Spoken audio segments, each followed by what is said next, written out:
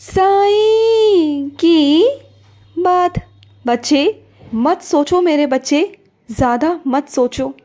क्यों तुम्हारा मन उदास है? क्यों तुम अपना मन उदास कर कर बैठे हो मेरे बच्चे? मुझे मालूम है कि तुम्हारे जीवन में बहुत सारी समस्याएं हैं।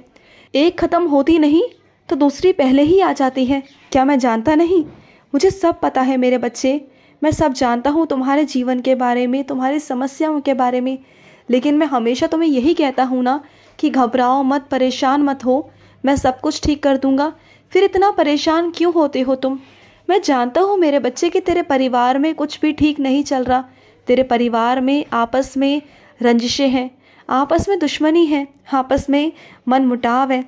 इतने मनमुटाव हैं कि एक दूसरे तक को देखना पसंद नहीं करते।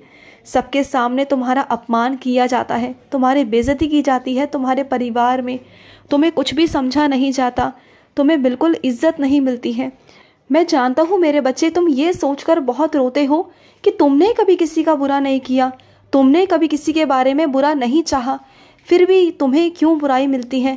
ये तुम सोचकर बार बार हैरान रहते हो कि तुम्हारी किस्मत तुमसे क्या चाहती है। तुम्हें आदर नहीं मिलता, तुम्हें सम्मान नहीं मिलता, तुम्हें इतना सहन करना पड़ता है। तुमने इतना सहा है अभी तक और भी सह रहे हो तुम।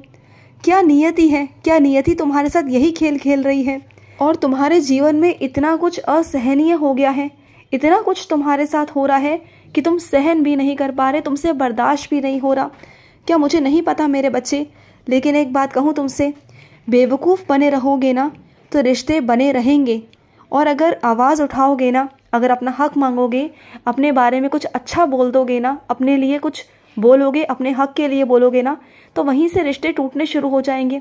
सामने वाला बस यही चाहता है जो भी वो बोले ना तुम सुनो, वो जैसा जैसा कहते जाए तुम सुनते जाओ तो तुम अच्छे हो।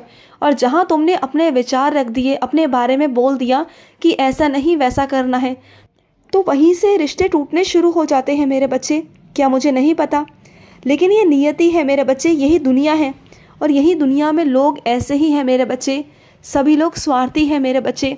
हर इंसान इस दुनिया में स्वार्थी है और तुम्हें भी ऐसा बनना होगा। मैं ये नहीं कहूँगा कि किसी का बुरा करो, किसी का नुकसान करो, मैं नुकसान करने को नहीं कहता, लेकिन खुद के लिए स्वार्थी हो जाओ। खुद के लिए अगर तुम स्वार्थी नहीं रहोगे तो कुछ नहीं कर पाओगे ज़िंदगी में। तुम भगवान पर आस्था रखते हो ना, तुम मुझ पर आस्था रखते हो, अटूट विश्वास रखते हो ना, तो मैं तुम्हें विश्वास दिलाता हूँ कि मैं तुम्हें कभी गिरने नहीं दूंगा, कभी नहीं मेरे बच्चे। तुम्हें हमेशा आगे से आगे बढ़ाऊंगा मेरे बच्चे, हमेशा तुम्हें आगे ले जाने की कोशिश करूंगा। बस शर्त यही है कि तुम्हें भी मेरे साथ देना होगा, तुम्हें भी आगे बढ़ना होगा। ये नहीं कि मैं तुमसे आगे बढ़ने को कहूँ और तुम मायूस और उदास होकर बैठ जाओ, मुझे ये भी नहीं चाहिए। मैं चाहता हूँ कि तुम भी आगे से प्रयास करो आगे बढ़ने का, तभी तो मैं तुम्हें लेकर आगे चल सकता हूँ। हाँ, ऐसे थोड़ी ना ले सकता हूँ तुम्हें।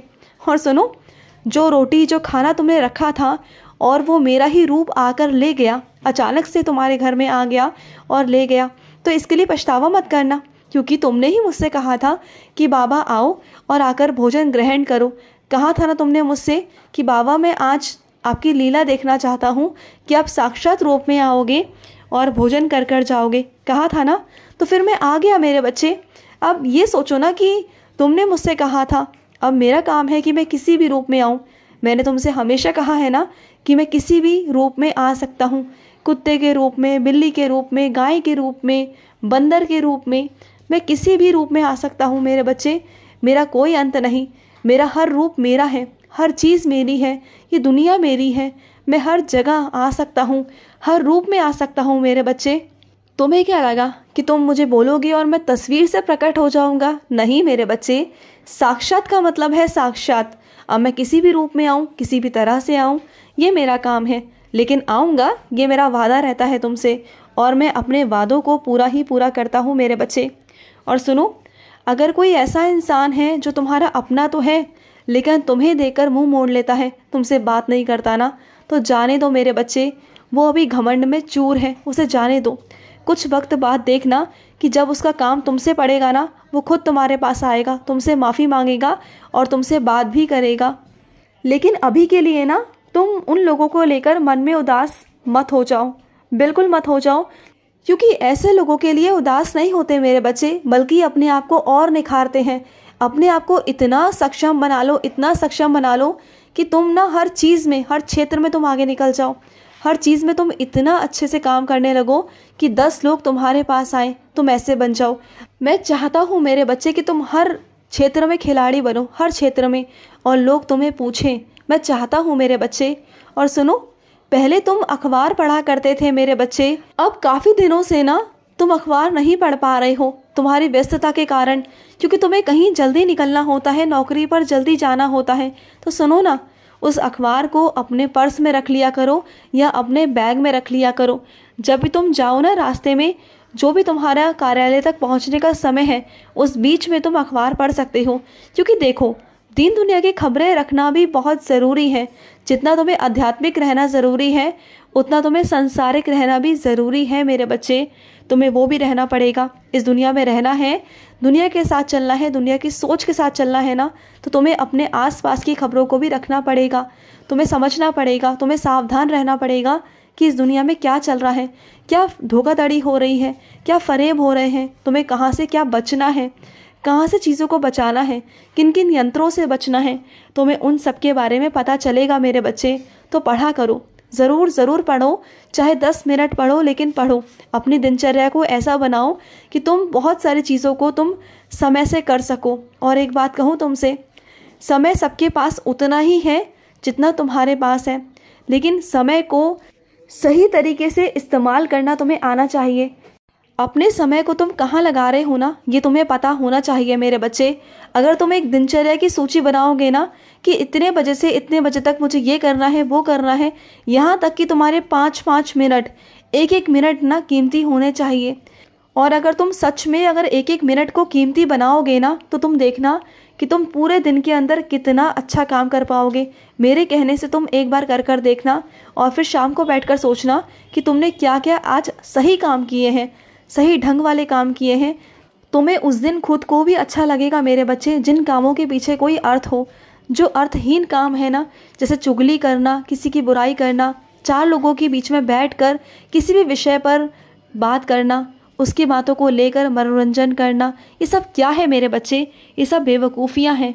और ये बेवकूफ़ियाँ ना आज तुम्हें मनोरंजन लग रही हैं, लेकिन कल को जब ज़िंदगी आगे बढ़ जाएगी ना, तो आगे चल के उस वक्त रोगे, पछतावा करोगे कि मैंने क्या किया अपने ज़िंदगी के साथ, क्यों बर्बाद कर दिया मैंने वो समय, जिस समय को मैं एक अच्छी चीज़ों में लगा सकता था, अच्छी दिशा की तरफ लगा सकता था।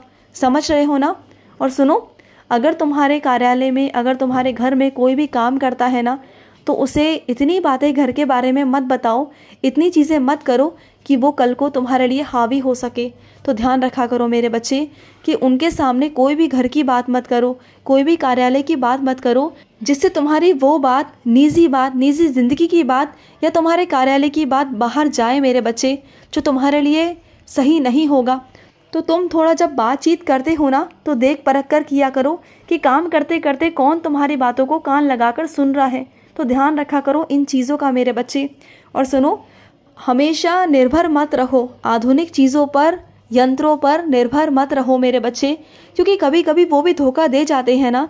तो हमेशा कोशिश करो कि अपने हाथ पाँव से तुम जितना काम कर सको, जितनी चीज़ें कर सको उतना करो। मानता हूँ कलयुग है, आधुनिक ज़माना है, लेकिन अगर फिर भी तुम निर्भर नहीं रहोगे ना, तो ये तुम्हारे लिए बहुत अच्छा है मेरे बच्चे, बहुत अच्छा रहेगा कि कम से कम तुम निर्भर नहीं रहोगे। और ये क्या मेरे बच्चे, तुम्हें वाहन सीखना है ना, तुम वाहन सीखना चाहते हो तो सीखो ना मेरे बच्चे, किसने मना किया? अगर तुम्हारी पसंद है, सीखना है तुम्हें, तो हिम्मत तुम्हें लानी होगी, और हिम्मत तुम्हें मैं दूंगा।